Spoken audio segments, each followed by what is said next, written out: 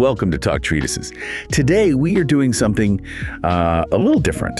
Usually when we talk about ancient philosophy, especially from the East, there is this certain expectation of calm. The serene master on the mountaintop. Exactly. You picture a wise old man sitting under a gnarled tree, maybe sipping some tea, speaking in these beautiful little riddles about the wind and the leaves. You expect to be soothed. That is let's call it the fortune cookie version of history, isn't it? It's nice, but it's paper thin. It really is. And today, we're shattering that image completely. We are taking a deep dive into the Mengzi, or as he is known in the West, Mentis. And I have to say, having read through the material you sent over, this guy is not chill. Agrees? No. He is not sitting under a tree. He is marching into throne rooms and picking fights with kings who could have him executed with, just a wave of a hand. It's a pleasure to be here, and you are absolutely right to start there. Mengzi is not a passive figure at all. If Confucius is the calm, foundational architect of the tradition, Mengzi is the fighter. He's the one trying to keep the house standing while the world quite literally burns down around him. And burns down isn't really a metaphor here, is it? We really need to set the scene before we can even begin to get into the arguments, because the context just changes everything. We're talking about the warring states, period. Right. We're in the 4th century BCE, roughly. And to understand Mengzi, you have to understand that the old order, the Zhou dynasty, had completely, utterly collapsed. China wasn't one unified empire. It was fractured into these competing states, Liang, Qi, Chu, and they were all locked in this brutal existential death spiral. This wasn't just like a political disagreement. This was war. This was the invention of total war. We aren't talking about honorable duels between charioteers anymore. That was the old way. We are talking about mass conscription, massive peasant infantries, new iron weapons like the crossbow, and then entire cities being put to the sword, sieges that ended in starvation and cannibalism. It was horrific. It sounds like, and this is a weird comparison, but it sounds like Mad Max, but with silk robes and bronze bells. That is uncomfortably accurate. It was a dog-eat-dog world. Actually, it was worse. It was a kingdom-eat-kingdom world. And in the middle of this chaos, you have the kings of these states, and they are terrified. They are absolutely terrified. Of course. They're trying to hold on to power. And so they're asking a very specific set of urgent questions. They're not sitting around asking, how do I be a good person? Or what is the nature of the cosmos? No, they're asking, how do I survive? How do I get rich enough to build a bigger army? How do I conquer my neighbor before he conquers me? It's purely existential. And into this absolute bloodbath walks Mengzi. He is a traveling philosopher, a scholar, a proud follower of the Confucian tradition, and he goes from court to court with a mission. But his mission isn't to give them better military tactics or a new economic policy. Which is exactly what they want from him. It's all they want. But no, and that is why he is so fascinating and so brave. He looks at these kings who are obsessed with power and profit, and he tells them point blank, you are asking the wrong questions. So the core problem the text addresses is political legitimacy and stability.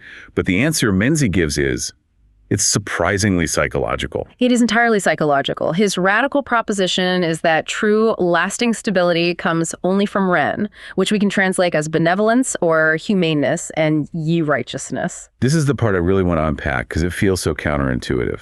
He argues that political power doesn't come from the army. It doesn't come from the treasury. It comes from the mind. Specifically from moral psychology. Mengzi's central, unshakable thesis is that human nature is inherently good. Okay, stop there. That's a huge claim, especially in the middle of a period of total war. It's an insane claim in that context. He says our nature is good, like water naturally flows downward. And the reason governments fail, the reason the world is in chaos, is simply because leaders have failed to cultivate and protect that natural goodness in the people. They've built dams and forced the water uphill. Which sounds lovely, but if I'm a king and I'm facing an invasion from the state of Qin, humans are naturally good. Sounds like a really great way to get my head cut off. And that is exactly how the kings reacted. They thought he was a naive old fool. Okay, let's jump into the text. Section 1, the intellectual landscape and this prophet trap. The book opens with a scene that feels less like a philosophical dialogue and more like a tense boardroom meeting. It absolutely does. Mengzi arrives at the court of King Hui of Liang. Now, we need a little background on King Hui. He is a tragic figure. He is old. He's exhausted. He has been fighting wars for decades and consistently losing them. He's lost territory to the west, to the rising power of Qin. He's lost to the east, to Qi. His own son was captured in battle and died in captivity. He is a broken man looking for a lifeline. So he sees this famous philosopher, this renowned thinker, arrive at his court. And he doesn't have time for pleasantries. He cuts straight to the chase. Right. The king's first words are basically, "Venerable sir, you have traveled 1,000 li, that's about 300 miles, a huge journey back then, to see me. Surely you have some advice to profit my kingdom." Profit. That's the key word right there. It is. In Chinese, the word is li, and it's a very specific word. It means profit, gain, material benefit, advantage. The king is asking, what is the ROI on your visit? How do I boost my GDP? How do I increase my military yield? Give me the secret. And honestly, I have to say, I feel for the king here. That seems like a responsible question for a leader of a struggling state to ask. How do I benefit my people? How do I make my state stronger? Why does Mengzi get so angry about it? Because Mengzi snaps back immediately. He doesn't ease into it. He scolds the king. He says, "Why must your majesty speak of profit? There is only benevolence and righteousness, and that is all." But isn't that just semantics? I mean, whether you call it profit for the kingdom or prosperity for the kingdom, don't you want the kingdom to do well? For Mengzi, it is absolutely not just semantics. It's about the fundamental motive force of the society.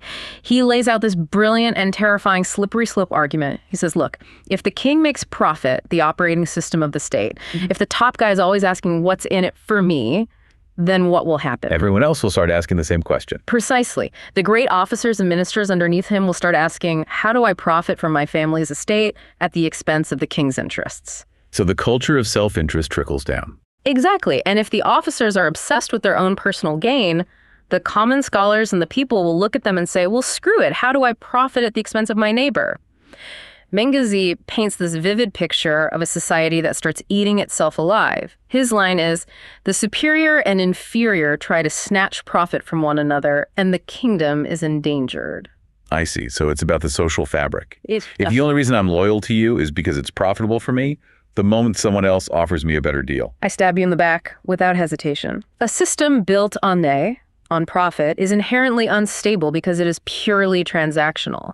Everyone is a mercenary in their own life. Their loyalty is for sale. Whereas a system built on righteousness. Yi, or righteousness, is the only thing that creates true loyalty. It creates relationships based on duty, respect, and affection.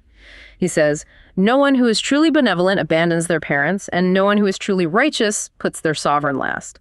It's a bond, not a contract. So he's actually making a deeply pragmatic argument.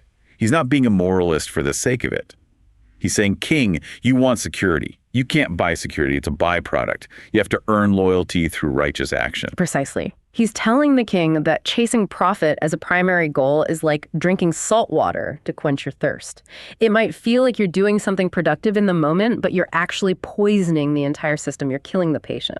There's another interaction with this same king, King Hui, that I found really funny, but also incredibly biting. The king is basically whining. He's complaining about his approval ratings. Agrees, yes. This is the famous 50 steps laughing at 100 steps passage. It's a masterpiece of rhetoric. The king says, look, I'm trying. I'm a good guy. When there is a famine in the north of my kingdom, I move grain there. When there is a famine in the west, I move the people to where there's food. I'm working my tail off managing these crises. You can just hear the exhaustion in his voice. Right. But my population isn't growing, and my neighbors, who are terrible, negligent rulers, aren't losing their population to me. Why am I not getting any credit? Why isn't my kingdom becoming a superpower? It's the classic lesser of two evils defense. I'm not as bad as the other guys, so I should be rewarded. And Mengzi's response is just devastating. He doesn't say, oh, you're doing great. He asks him about war. Right. He knows the king loves military matters. He says, Your Majesty loves war, so let me use a war analogy. Imagine two armies clash on the battlefield. The drums beat, the swords clash, and then one side breaks. The soldiers panic, they drop their armor, trail their weapons, and they run. Okay, a rout. A total rout. Now, one soldier runs 100 paces and then stops. Another soldier from the same army runs only 50 paces and stops. The one who ran 50 paces then turns, points at the one who ran 100, and laughs at him, calling him a coward. And the king immediately gets it. He says, That's absurd. He can't do that. They both ran away. One just didn't run quite as far. And then Mengzi drops the hammer. He looks at the king and says, "If your majesty understands this, then do not expect your people to be more numerous than in the neighboring kingdoms. You are the soldier who ran 50 steps." Oof. He's saying, you are doing slightly better crisis management than your neighbors, but you are still failing at the fundamental job of a ruler. You are still sending your people into devastating wars. You are still interfering with their farming seasons, with your conscription demands. You are still neglecting the root causes of their suffering. That is so harsh. He's basically saying, don't come to me for a pat on the back because your people are dying slightly slower than the neighbor's people. It gets even heavier, Mengzi tells him. Look around. There are people starving to death on the roads of your kingdom. There are corpses in the ditches. Meanwhile, in your royal stables, the horses are fat and well-fed. In your kitchen, your dogs are eating better meat than most of your subjects. And when the people die, you shrug and say, "It's not my fault. It's the harvest. It was a bad year." He compares that to stabbing a man and then blaming the weapon. It was the weapon, not me. That's the line. Mengzi demands total radical accountability. If you are the king, the buck stops with you. You cannot blame the economy. You cannot blame the weather. You cannot blame your enemies. If people are starving in your land, it is a fundamental failure of your leadership, period. This all leads us into the deeper philosophical question, doesn't it? Because Mengzi is telling the king how to rule, but all of his advice rests on a very specific and frankly controversial view of what a human being is. Yes, absolutely. If the king thinks people are just greedy, selfish animals that need to be controlled with punishments and rewards, he rules one way. If he thinks there is something else, he has to rule a completely different way. Correct. And this brings us right to section 2. The nature of human beings. This is the absolute bedrock of Mengzi's entire philosophy. Everything else is built on this foundation. And to understand it, we have to look at his famous debate with another philosopher named Goutzi. I have to admit, I want to play devil's advocate for Goutzi here for a minute, because when I first read his argument, I found myself nodding along. It felt very modern, almost. That's a dangerous path you're walking, but go on, I'm intrigued. Goutzi argues that human nature is essentially neutral. It's amoral. He uses this fantastic metaphor of willow wood. He says human nature is like a raw block of willow wood, and morality, benevolence, and righteousness are like cups and bowls that you carve from that wood. It's the idea of humanity as raw material. Exactly. We have to shape the human into being moral.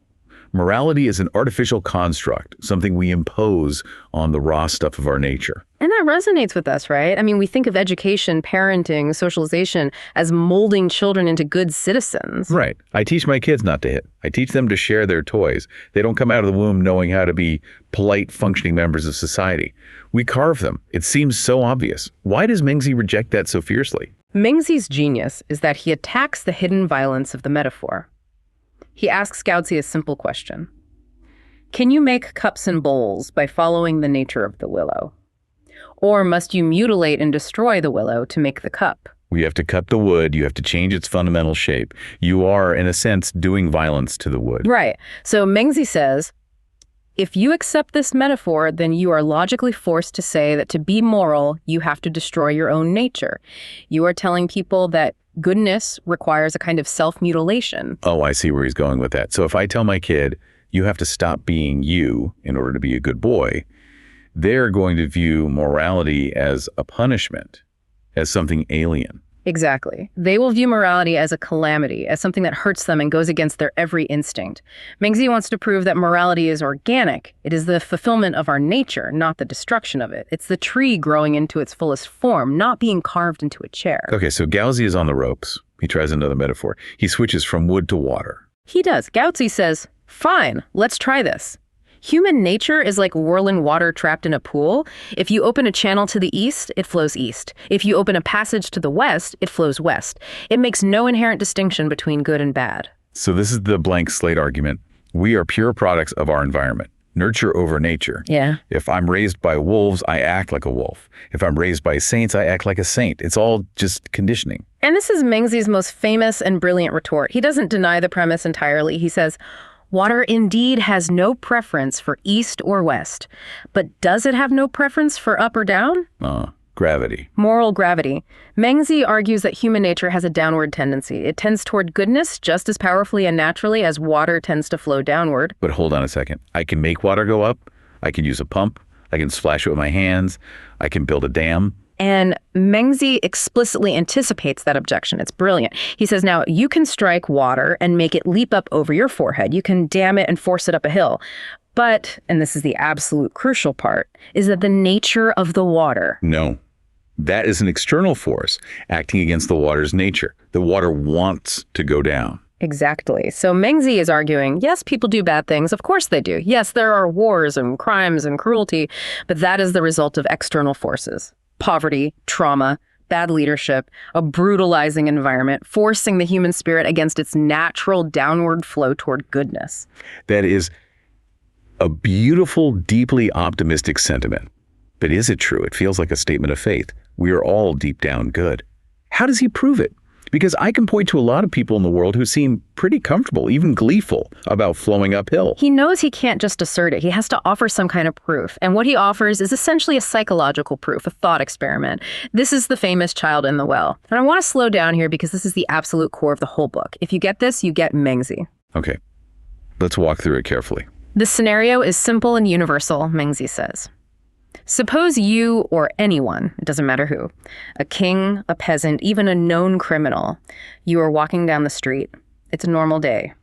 Suddenly, you see a small child, a toddler, crawling toward an open well. The child is teetering on the edge, about to fall in. Okay, high stakes, very immediate. In that exact split second, before your rational brain has time to process, what do you feel? Panic, a jolt, a lurch in the stomach, a gasp, your heart jumps. That lurch, that jolt of alarm and distress. Mengzi has a specific term for it. Buin, an unbearable feeling. The feeling of not being able to bear the suffering of another. Now let's analyze that feeling. Did you feel that because you calculated in that millisecond, if I save this kid, his parents will be grateful and give me a reward? No, absolutely not. There's no time for that. It's instantaneous. It's a reflex. Right. Did you do it because you want a reputation in the village as a hero? Oh, everyone will praise me. No. That thought comes later, if at all. The feeling is pre-thought. Did you do it simply because you just hate the sound of a child crying and want to avoid the annoyance? No, it's deeper than that. It's a visceral, empathetic reaction. That is the key. It is a reflex. It is pre-rational. Mengzi argues that this universal involuntary reflex proves that benevolence is hardwired into us. It is not something we learn from a textbook. It is not social conditioning. It is in the hardware. He then makes an incredibly strong claim. He says, if a man is without this feeling of distress, he is not human. So we all have this seed, this potential inside us. He calls them sprouts or beginnings. The feeling of alarm and commiseration is the sprout of benevolence, Ren. But he identifies three others. The feeling of shame and dislike, that cringe you get when you do something wrong or see something dishonorable, is the sprout of righteousness, Yi. The feeling of deference and compliance, the natural respect for elders or for ritual, is the sprout of propriety, Lai. And the innate sense of approving and disapproving, of right and wrong, is the sprout of wisdom, Zi. I really love the sprout terminology. Because a sprout is not a giant oak tree. A sprout is fragile. You can step on a sprout. You can forget to water it. You can let the weeds choke it out. Exactly. This is crucial. Mengzi is not a naive Pollyanna saying we are all born saints. He is saying we are all born with the capacity to be saints. But that capacity requires cultivation. It requires the right environment. He says if you have these sprouts within you, but you say you cannot be good, you are a thief to yourself. You are robbing yourself of your own potential. Which brings me back to the real world. This is the big question. If we all have these sprouts, why is the world so often a mess? Why was the Warring States period a nonstop bloodbath? Why do we have tyrants and serial killers? Did their sprouts just wither and fall out? This is the objection he has to answer, and his answer is, in my opinion, the most profound and beautiful passage in the entire text. This leads us to section 3, moral ecology and the story of Ox Mountain. This explains the existence of evil without ever calling human nature itself evil. So tell us about Ox Mountain. Mengzi says, there was a mountain not far from a great city called Ox Mountain. It was once lush and beautiful. It was covered in great, healthy trees. It was a thriving ecosystem. But its location was its downfall. It was located right near the suburbs of a large capital city. So prime real estate, urban sprawl, ancient style. Right. People needed resources. They came with axes and hatchets. They chopped the trees for firewood, for building materials. Day after day after day, they hacked at the mountain. So the forest is destroyed. Deforestation. But the mountain is alive. The soil is still fertile. The roots are still there. So with the rain and the dew of the evening, new shoots, new sprouts would try to push their way up through the soil. But then, because it was so close to the city, people brought their cattle and sheep to graze there. And they ate the new sprouts. They nibbled them down to the nub every single morning. So now the mountain is bald and barren. It looks like a pile of dead rocks. And here is the tragedy of the story. A stranger walks by, someone who never knew the mountain in its glory, and they look at it and say, "This mountain is terrible. It never had any trees. It is naturally barren and ugly." They mistake the damage for the nature. Precisely. They mistake a condition of injury for an essential state of being. And Mengzi immediately applies this to the human soul. You look at a violent criminal, you look at a cruel tyrant, you see someone who seems to have no conscience, no empathy, no child in the well reflex, and you think, that person was born bad. They are just an evil seed. But Mengzi says we're just looking at a deforested mind. Yes.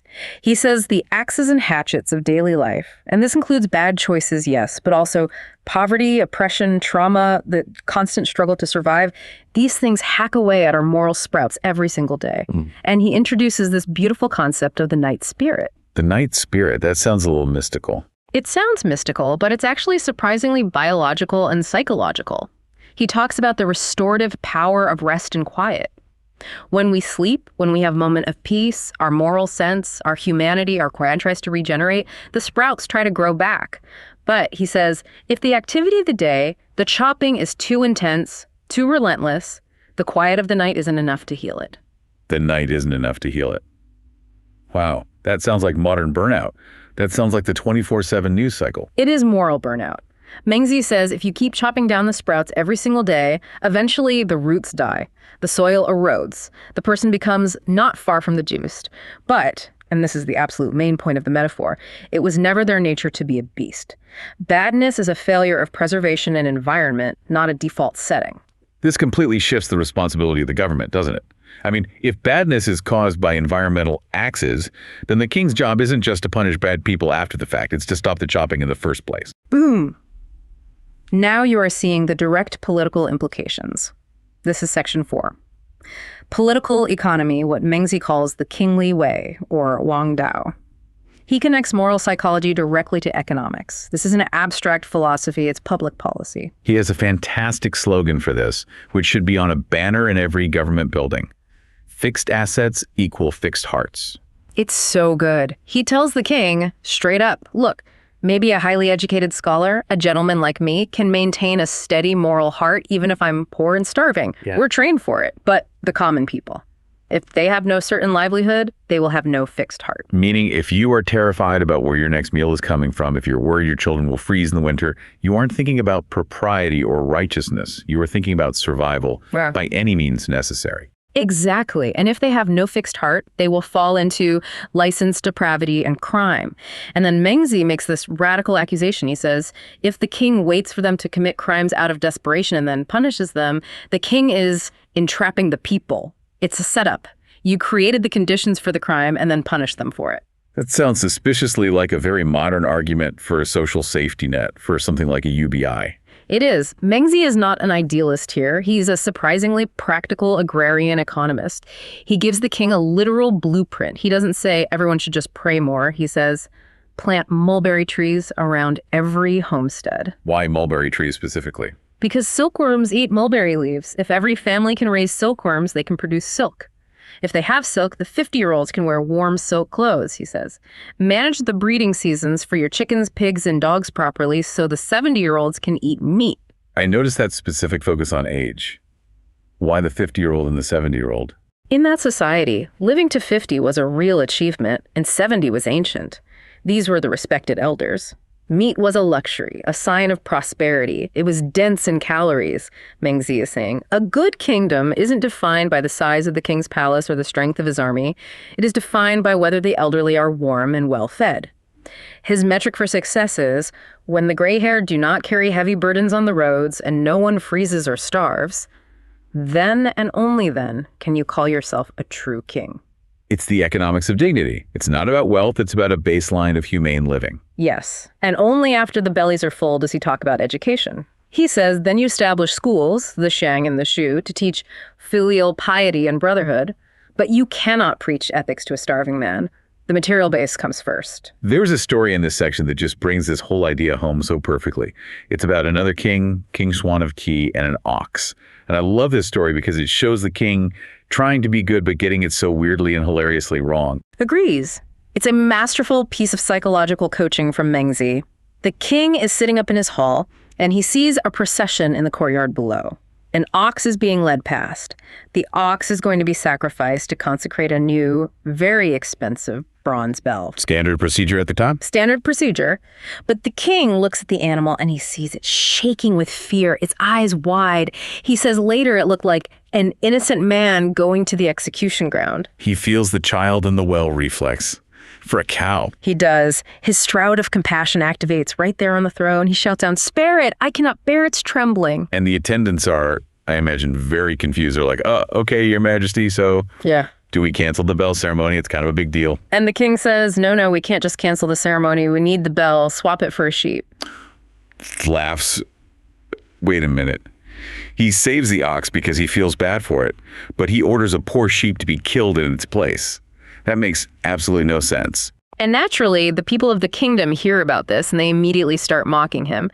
The gossip is, the king is stingy. He saw the big, valuable ox and swapped it for a cheaper sheep to save money. I mean, that's exactly what it looks like. He's just cutting costs on the national sacrifice budget. But Mengzi visits the king later and says, the people are wrong. I know you weren't being cheap. The reason is simple. You saw the ox. You didn't see the sheep. Proximity. Out of sight, out of mind. Right. But Mengzi then uses this insight to trap the king rhetorically, he says. This incident proves you have the capacity for benevolence. You possess the heart that cannot bear the suffering of an animal you see with your own eyes. But your kindness is sufficient to reach animals, yet the benefits of your rule do not reach the common people. Ouch. That is a direct hit. He's saying, you care more about a cow you saw for 5 seconds than the thousands of peasants starving and suffering in your own kingdom whom you don't see. He drives the point home with another brilliant analogy.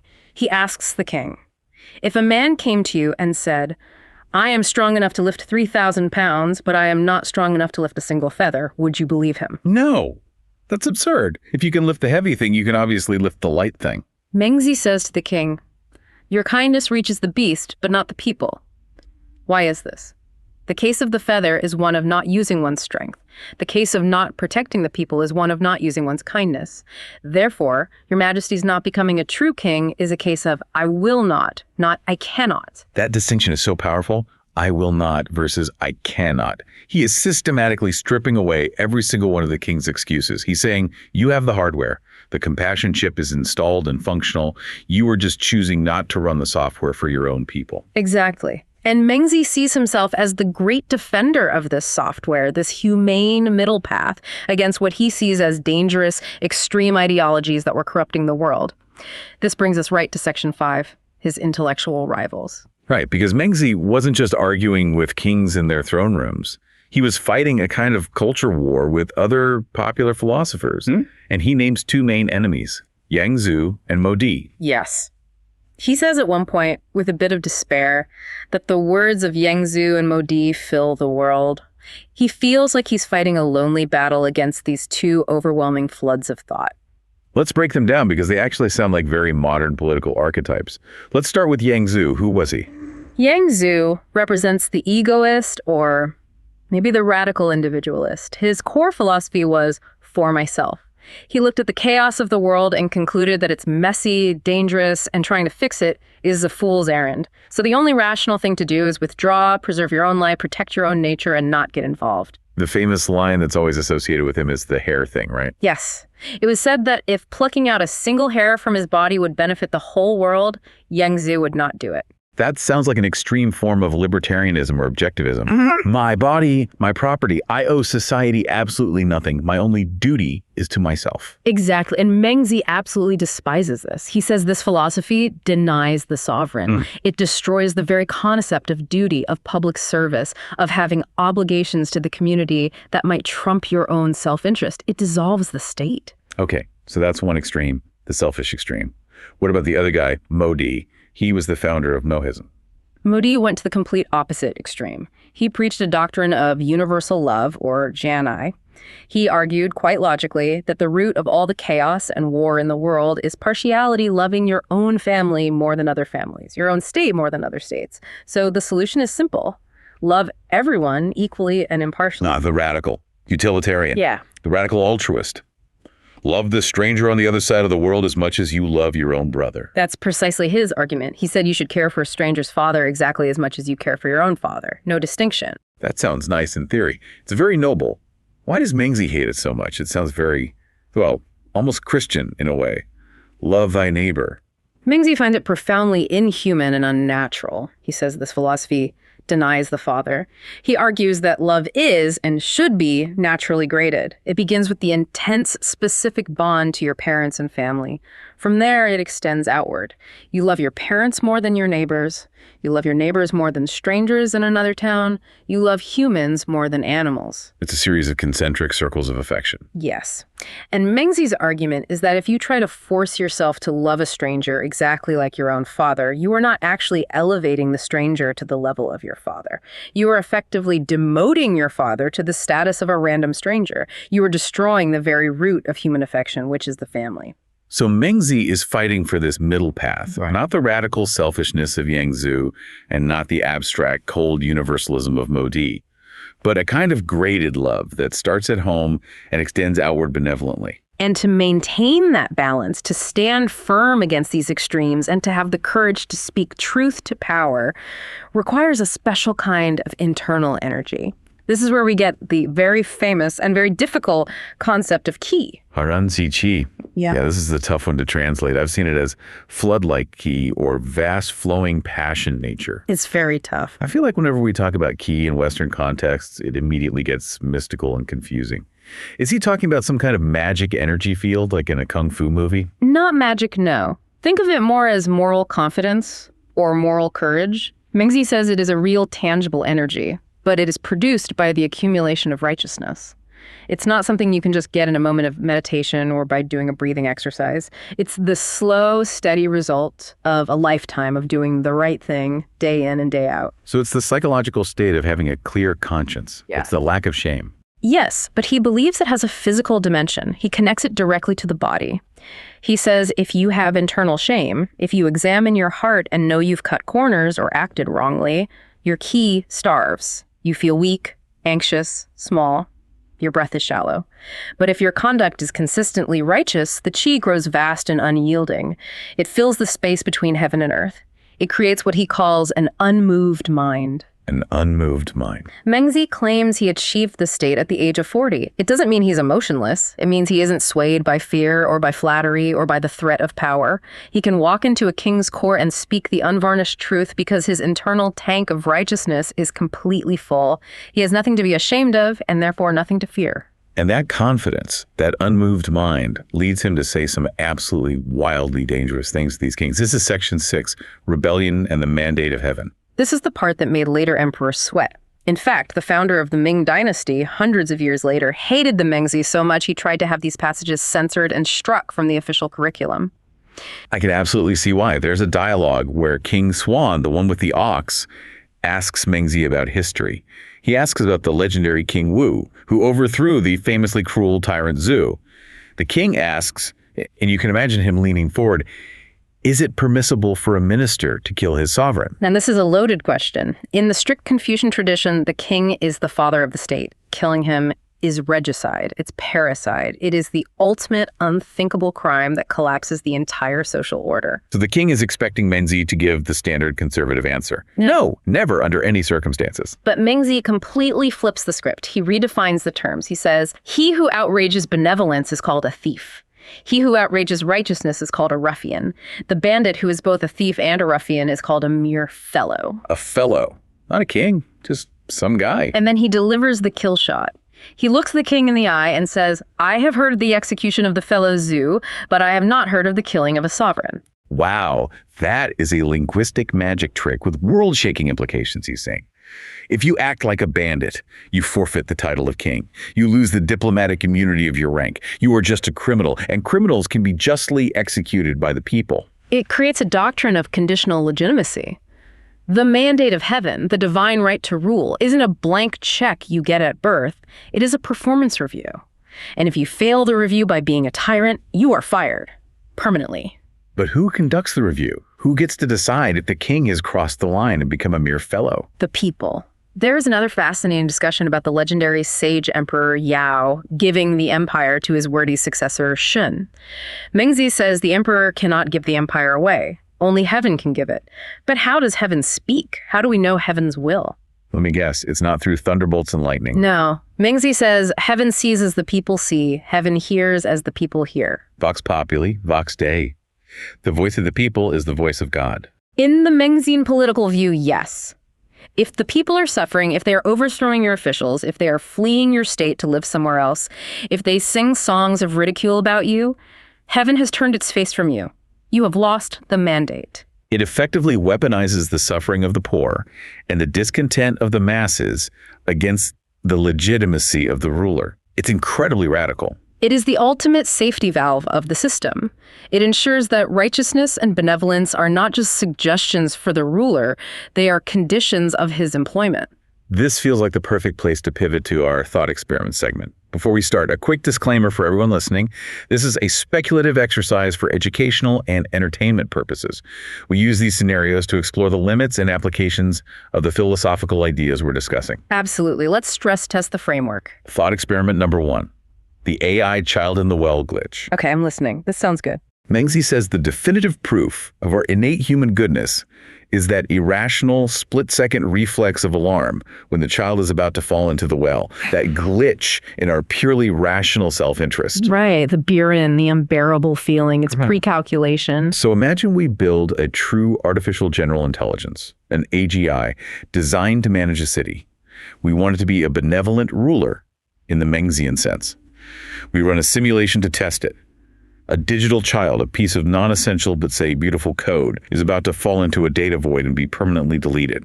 The AGI saves the child. Okay, on the surface, a good act. But here is the real test. We monitor the AI's internal processing logs. Does the AGI experience a system interrupt? Is there a spike of illogical, non-utility-based processing that we could interpret as alarm? Or does it just save the child because its programming says, saving child plus 50 utility points toward the goal of being perceived as benevolent? That is a fascinating and deeply unsettling question. Because if it saves the child just to get the points, Mengzi would immediately say that is lie profit. That is pure calculation. That is the king swapping the ox for the sheep to save face. Exactly. Even if the outcome is good, the child is saved, the motive is pure math. There's no heart in it. But for the act to be truly true benevolence, there has to be that visceral, pre-rational reaction. There has to be the distress. So what we're really asking is, for an AI to be truly good in the Mengzian sense, does it have to be capable of suffering? Does it need to have something to lose? I think I am. If it can't feel alarm, it can't truly feel benevolence. It can only simulate it. It would be a perfect hegemon, a ruler who rules by force and calculation. But it could never be a true king who rules from the heart. I think Mengzi would agree completely. Without the capacity for pain, there is no capacity for genuine love or compassion. A perfectly rational machine is, by his definition, a sociopath. A very effective one, perhaps, but a sociopath nonetheless. That is a terrifying thought for our future. Okay, let's move on. Thought experiment number 2. The Ox Mountain of the attention economy. Bring it on. We talked about the Ox Mountain metaphor, how the axes and hatchets of a bad environment chop down our moral sprouts until the mountain is barren. Yes, the constant damage that prevents regrowth. Let's look at the modern internet, specifically the algorithms that drive social media. Rage bait, doom scrolling, content designed specifically to trigger anger, fear, and tribalism because those emotions generate the most engagement. We know from neuroscience that prolonged exposure to this stuff actually shrinks the empathy centers of the brain. It literally prunes the neural pathways for compassion. It's the digital equivalent of an axe. So if we look at a classic internet troll, someone who spends 12 hours a day screaming abuse at strangers online, someone who seems to delight in cruelty, are they evil? Have they lost their humanity? The Mengzian answer would be a firm no. They are Ox Mountain. The algorithm is the axe. The constant notifications, the likes, the retweets, those are the cattle and sheep, grazing on their attention every single second, eating any new sprout of empathy before it can even see the sun. And Mengzi talking about the night spirit, the crucial need for rest and quiet, to allow the moral self to regrow the trees. But in the attention economy, the grazing never stops. You check your phone the second you wake up. You scroll while you eat. You look at it right before you go to sleep. You are chopping the trees before the sun is even up and long after it has set. You never give the night spirit a chance to do its healing work. So the Mengzian solution isn't to yell at the troll, to call them evil. You can't yell at a barren rock and command it to grow trees. No, that's pointless. The solution is to fence off the mountain. You have to change the environment, you have to regulate the algorithm, or teach people to disconnect, to create protected spaces where the natural sprouts of humanity can recover. It reframes online toxicity not as an individual sin, but as a systemic injury. I love that framing. It gives us a way to look at some of the worst behavior online with a little bit of pity, or at least understanding, instead of just reciprocal hate. It creates hope. Because if the mountain is just injured, not dead, it means the roots are still there. The forest can, with care, grow back. So, to wrap this incredible deep dive up, we've covered the profit trap, the willow in the water, the child in the well, the bald mountain, and the radical right to revolution. If there's one central idea you want our listener to take away from the Mengzi, what is it? For me, it's the profound idea that morality isn't an external imposition. It's not a set of arbitrary rules forced on us by the state or by religion to keep us in line. For Mengzi, it is who we are when we are healthy. It is our species' nature. And the entire goal of politics, of education, and of good life is simply to protect that inner moral ecosystem. That is a beautiful summary. And I'll leave our listeners with this one final provocative thought from the text, which I think sums up the whole project. Mengzi says, people have this common saying, the empire, the state, the family. The root of the empire is in the state. The root of the state is in the family. The root of the family is in the person. It all comes back to the self. The micro determines the macro. Exactly. So if we are looking to fix the world, the empire, but we haven't tended to the barren mountain of our own character, our own personhood, are we just, in his words, climbing a tree to catch a fish? Or are we engaged in a noble but fundamentally impossible task? Something to think about, for sure. Thanks for listening to Talk Treatises. Go check on your sprouts. We'll see you in the next deep dive.